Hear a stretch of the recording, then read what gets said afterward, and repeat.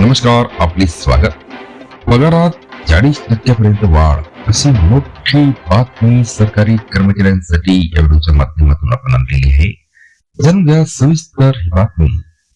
त्याकरता हा व्हिडिओ शेवटपर्यंत पहा. चॅनलला आपण सबस्क्राईब केलं नसेल तर सबस्क्राईब करा, व्हिडिओला लाईक करा आणि ही मोठी बातमी आपल्या मित्र व परिवाराला सुद्धा शेअर करायला विसरू नका.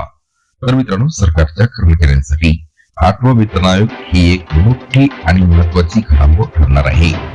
पगारवाढ, महागाई भत्ता आणि फिटमेंट फॅक्टर मध्ये होणारे बदल यामुळे लाखो कर्मचाऱ्यांच्या आर्थिक स्थितीत मोठा फरक पडण्याची शक्यता आहे. 8वा वेतन आयोग काय आहे आणि का महत्वाचा आहे?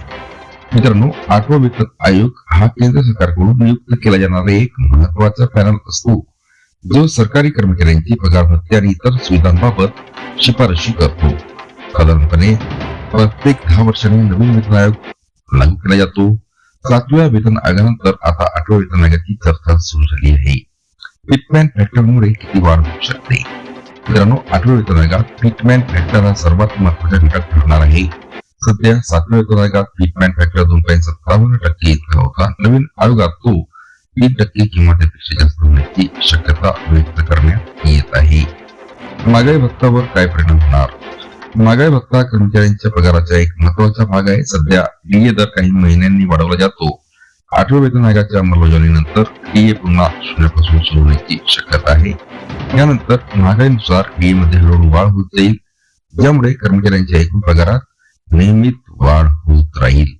कर्मचाऱ्यांच्या हातात किती वाढलेला पगार येईल?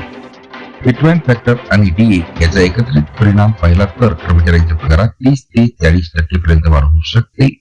काही प्रकरणामध्ये ही वाढ यापेक्षाही जास्त असू शकते. याचा थेट फायदा सरकारी कर्मचाऱ्यांबरोबरच निवृत्त कर्मचाऱ्यांनाही होणार आहे. पेन्शनधारकांनाही मिळणार मोठा दिलासा. मित्रांनो, 8वा वेतन आयोग लागू झाल्यानंतर पेन्शन मध्येही वाढ होणार आहे. फिटमेंट फॅक्टरच्या आधारे पेन्शनची रक्कम वाढवली जाईल, ज्यामुळे निवृत्त कर्मचाऱ्यांना मोठा आर्थिक दिलासा मिळणार आहे.